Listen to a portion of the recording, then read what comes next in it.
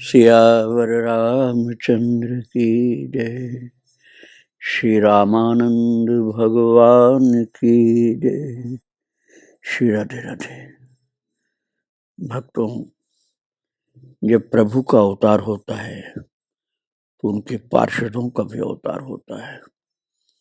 मैं आपको पहले बतला चुका हूँ, भगवान के भक्त 12 महाभागवत प्रभु के साथ साथ लीला करने के लिए, उनकी आज्ञा पालन करने के लिए आया करते हैं। आपने पहले सुना था स्वयंभू, नारद, शंभु। इन 3 महाभागवत के अवतार श्री अनंतानंद जी, श्री सुरसुरानंद जी और श्री सुखानंद जी के चरित्र को आज से मैं आपको श्रवण कराने जा रहा हूं। जो चतुर्थ महाभागवत हुए, कुमार अर्थात सनकादि मुनि, उनमें मुख्य थे सनत कुमार। उनके अवतार का चरित्र आप सुनने जा रहे हैं, जिनका नाम हुआ नरहरियानंद, जो श्री तुलसीदास जी महाराज के गुरुदेव थे। इनका अवतार बड़ा अद्भुत था भक्तों। विंध्य क्षेत्र में अर्थात विंध्याचल के क्षेत्र में उपनीत हुआ बालक अर्थात यज्ञ पवित्र वहां पर हुआ।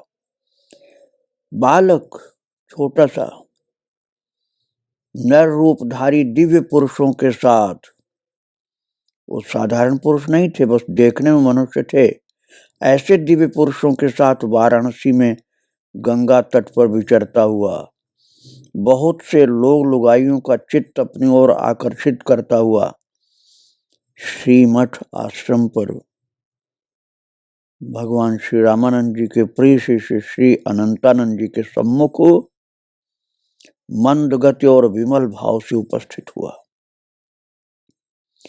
बालक अभिभावकों की सिखाई हुई बात की तरह नहीं, निजी उद्गार के तद्वत उसने कोकिल को लजाने वाले कंठ से नतमस्तक और समित पाणी होकर के कहा।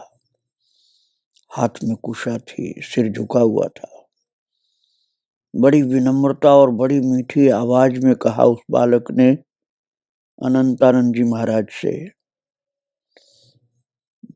और भगवान श्री रामानंद जी से, भगवान मैं आपकी शरण में प्राप्त हुआ हूं, अपने कर कमलों को मेरे शीश पर फेरिए और मुझे सर्वतोभावेन अपना चरण सेवक बना लीजिए। तो जो लोग आए थे साथ में, उनमें से अर्थात उन अभिभावकों में से एक ने कहा कि दिघौड़ा स्थान की अंबिका भवानी के प्रति वीर भाव से उपासना करने वाले एक सिद्ध पुरुष के औरस और महामाया के गर्भ से उत्पन्न ये संस्कारी बालक हम आपके चरणों में अर्पण करते हैं। उस अभिभावक ने ये कहा अनंतानंद जी से कि आप इसके पिता हैं, इसलिए ऐसा किया जाता है। तो चकित हुए संत अनंतानंद जी ने कहा, ऋषि लोग आप ठहरिए, मैं आपके प्रस्ताव को आचार्य की इच्छा में अपनी इच्छा मानने के कारण स्वीकार नहीं कर सकता और न अस्वीकार ही कर सकता हूं। मेरी सारी इच्छाएं गुरुदेव के लिए समर्पित हो चुकी हैं, मेरी अपनी कोई इच्छा नहीं। और आप सिद्ध तपस्वी मालूम पड़ते हैं, आप यथार्थ में सिद्ध तपस्वी हैं, छिपाते हुए भी नहीं छिप पा रहे हैं, इसलिए आपकी बात को हम बहुत आदर से सुन रहे हैं। ये अनंतानंद जी बोल रहे थे, तब तक स्वामी जी ने शंख बजाया, जिसके श्रवण मात्र से वो परम पात्र बालक अपने साथियों सहित अनिर्वचनीय अवस्था को प्राप्त हो गया। बहुत दिनों के अवर्षण के अनंतर एकाएक मेघ गर्जन को सुनकर मोर की जैसी दशा होती है, वैसी आनंद की दशा में सब निमग्न हो गए, साथ में जो आए थे वो भी और वो बालक भी। पर्दा हटा और प्रिय शिष्य श्री अनंतानंद जी सेवा में उपस्थित होकर सब वृत्तांत निवेदन किया। गुरुदेव भगवान की आज्ञा हुई। श्री रामानंद जी महाराज ने अपनी दिव्य वाणी में अनंतानंद जी से कहा, मैंने शंख ध्वनि के द्वारा दिव्य दीक्षा दे करके उसे अपना लिया है। अब तुम लौकिक वैदिक रीत से उसे मंत्रोपदेश करके उनकी प्रार्थना स्वीकार करो। दीक्षा उनकी दिव्य प्रकार से मैंने कर दी है, केवल लोक रीति का पालन तुम्हें करना है। तो महाराज भगवान श्री रामानंद जी ने अनंतानंद जी से आगे बता दिया कि वो सनत कुमार जी का अंश अवतार है। वो बालक जो शरण में आया हुआ है वो सनत कुमार जी का अंश अवतार है, नवीन नहीं प्राचीन बालक है। अवस्था विचार न करके तुरंत उसको सेवा में स्वीकार करना है। गुरुदेव की आज्ञा का पालन करने के लिए जब भगवान को प्रणाम करके श्री अनंतानंद जी महाराज बालक के पास आए, तब देखा कि केवल बालक ही नहीं, सबके सब मूर्छित पड़े हैं और शंख ध्वनि ने उनको समाधि में डाल दिया है। जल सिंचन पूर्वक उन्हें चैतन्य करके उस बालक को प्यार के साथ सब विधि और पूजा के मंत्र आज बताए गए। जब दीक्षा महाराज जी ने कर दी थी रामानंद भगवान ने, फिर भी उनकी आज्ञा के अनुसार अनंतानंद जी महाराज ने बालक का नाम नरहरयानंद रखा और गुरुदेव भगवान की सेवा के साथ साथ अपने पास भी रख लिया। और जब उनकी चतुर्थ आश्रमी दीक्षा हुई अर्थात संन्यास दीक्षा, तो वह देख करके जितने अभिभावक लोग साथ में आए थे अर्थात ऋषि लोग साथ में आए थे, उन लोगों को परम संतोष हुआ कि नरहरयानंद जी महाराज के नाम से सनत कुमार जी के अंशावतार को स्वीकार किया गया। संन्यास दीक्षा के साथ सब आचार्य के दर्शन किए और महाराज भगवान रामानंद जी को प्रणाम करने के बाद सब के सब जितने आए थे साथ में सब अंतर्धान हो गए। अर्थात वो मनुष्य नहीं थे, सामान्य मनुष्य नहीं थे, सब ऋषि थे और देवता थे। वो सब अंतर्धान हो गए।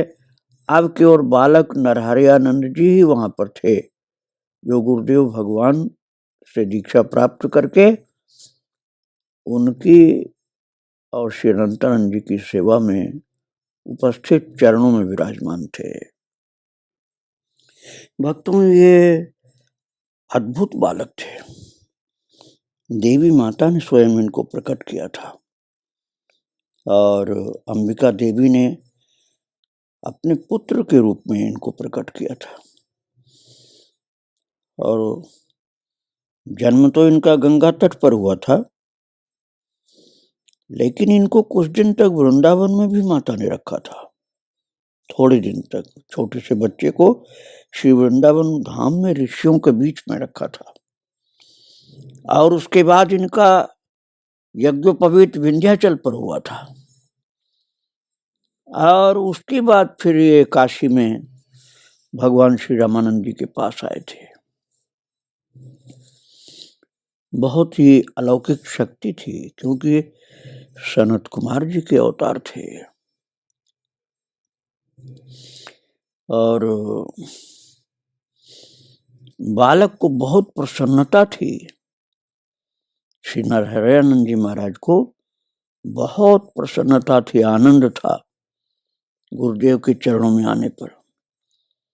वो स्वयं ही मुनि के चरणों में, भगवान श्री रामानंद जी के चरणों में दंडवत पड़े हुए थे, इतना भाव से, इतना प्रेम से कि देखने वाले चकित हो रहे थे कि इस बालक के अंदर कितनी भक्ति है।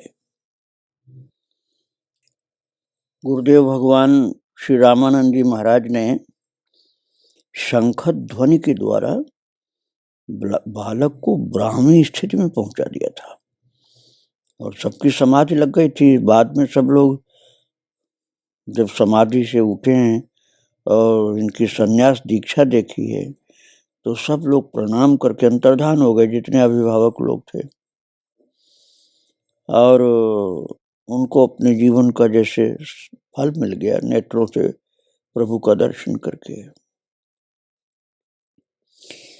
और इसके बाद अनंतानंद जी ने गुरु आज्ञा से इनको संभाल करके अपने पास रखा, क्योंकि बहुत छोटे से बालक थे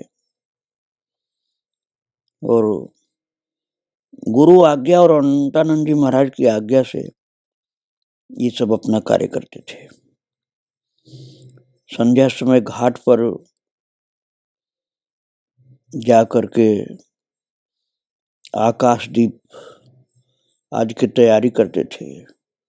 पंचगंगा घाट पर सैकड़ों लंबे बांस गाड़कर उस पर आकाशदीप की व्यवस्था महाराज होती थी। बड़ा अद्भुत दृश्य होता था।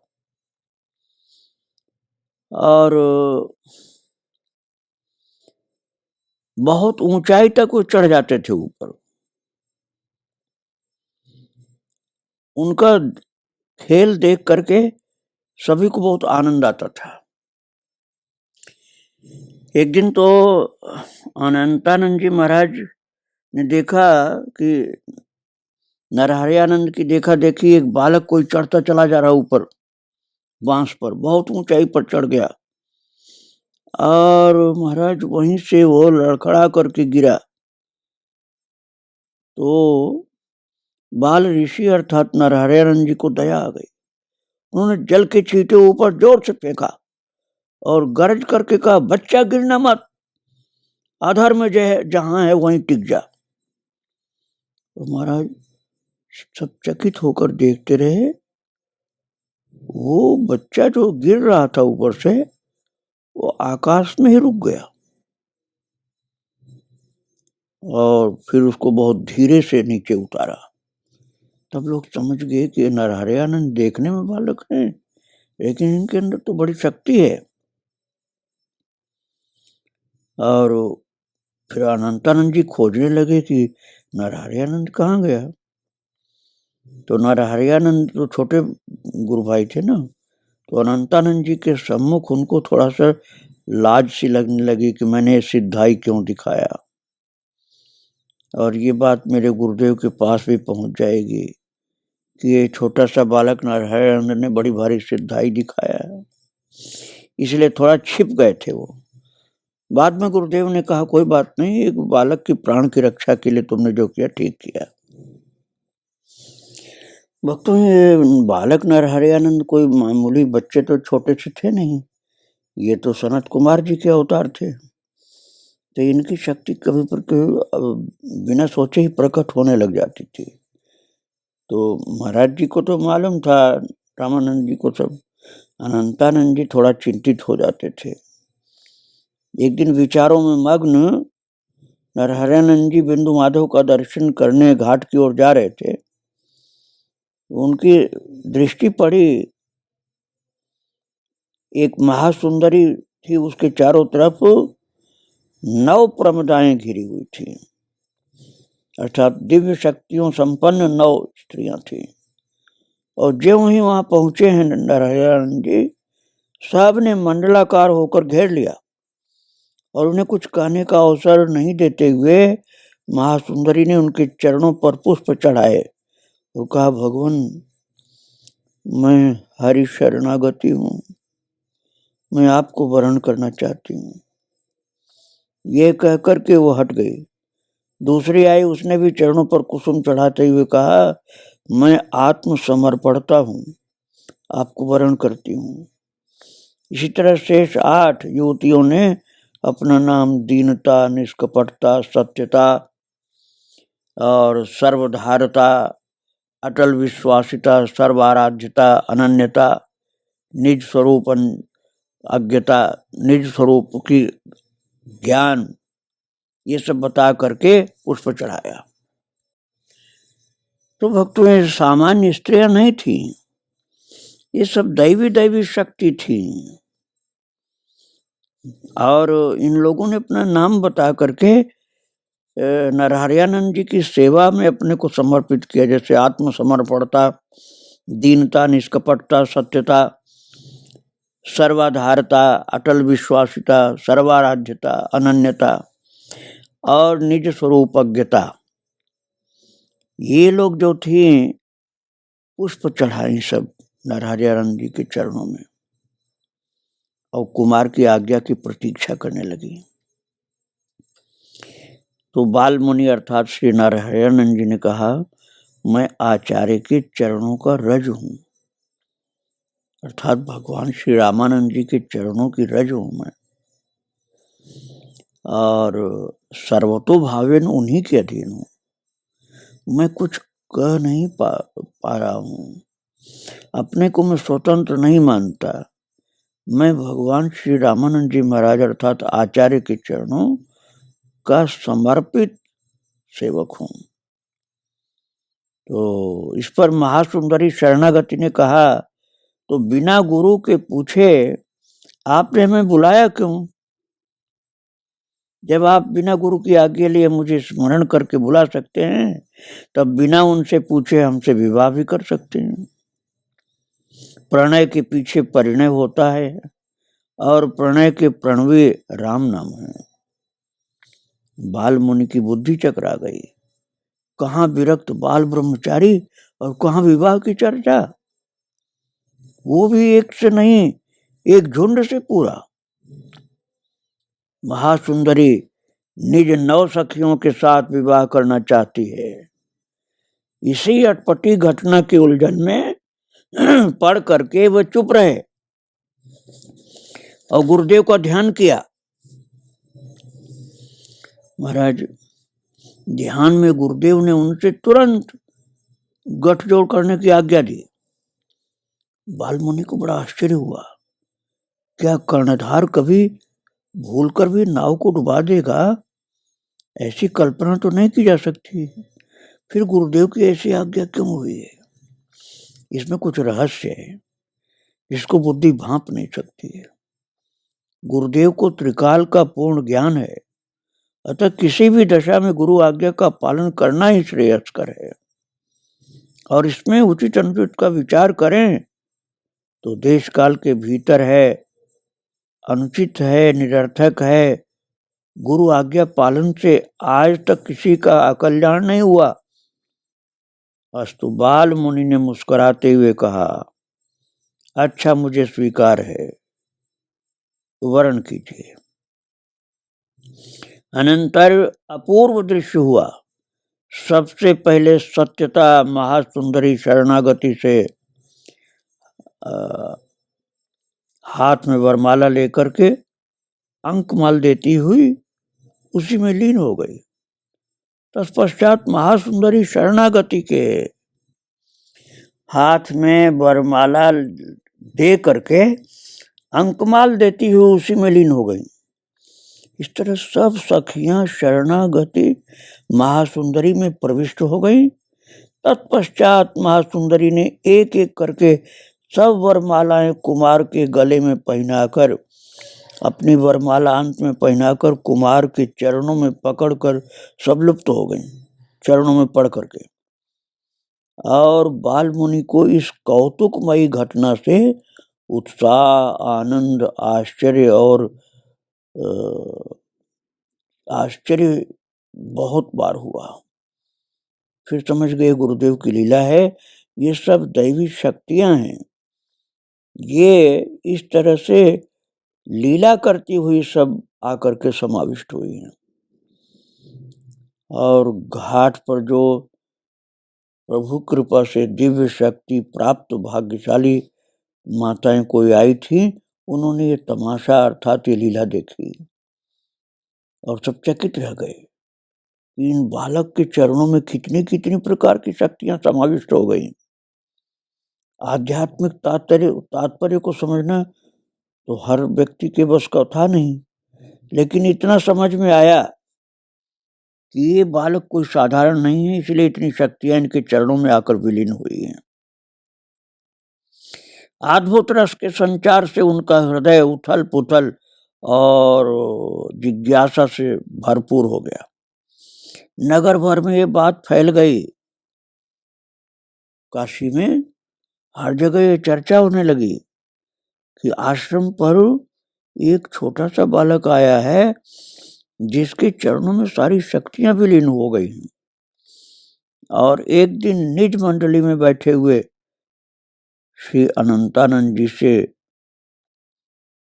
ये सब दैवी शक्तियां बात की और उन्होंने गंभीरता पूर्वक कहा, जिस तरह आदि युग में दक्ष की 10 कन्याओं से अग्नि ने विवाह किया था, उसी तरह सुना है कि नरहरयानंद ने भी गंगा तट पर 10 युवतियों से विवाह किया, जबकि नरहरयानंद छोटे से बालक हैं।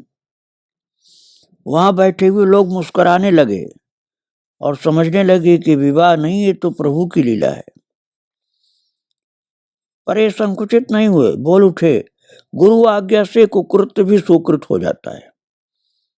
मैंने जो भी किया गुरु आज्ञा से किया है। और जिस दिन से यह अपूर्व घटना हुई थी, उसी दिन से महाराज इनकी वृत्ति अद्भुत हो गई। धीरे धीरे वे मौन रहने लगे, अकेले बैठे रहते थे, किसी को देखते नहीं थे। मुखारविंद पर विलक्षण भाव और अपार तेज विराजमान रहता था। श्री नरहरयानंद जी महाराज किसी से भेंट न हो, इसलिए रात को भी एकांत घाट पर स्नान कर लेते थे और धनुषधारी विजय राघव की सेवा भी कर लेते थे। तब गुरु महाराज को दंडोत प्रणाम करके फिर एकांत में बैठ जाते थे। एक छोटी सी गुफा थी, उसमें लकड़ी के पल्ले लगे हुए थे। उसी में बैठ करके महाराज नरहरयानंद जी अंदर से गुफा का दरवाजा बंद कर लेते थे और ये साधना कुछ दिन तक लगातार चली। एक दिन पिछली अंधेरी रात में सीढ़ी पर से गिरे। घाट पर बैठी हुई एक सुंदरी ने संभाला, परंतु झोंके में आकर के वो स्वयं गंगा जी में गिर गई और अभी अच्छी तरह संभल भी नहीं पाए थे कि एक आवाज सुनाई पड़ी। तब उनको मालूम हुआ कि जिस सुंदरी ने संभाला था वो गंगा जी में गिर गई है और सहायता के लिए पुकार रही है।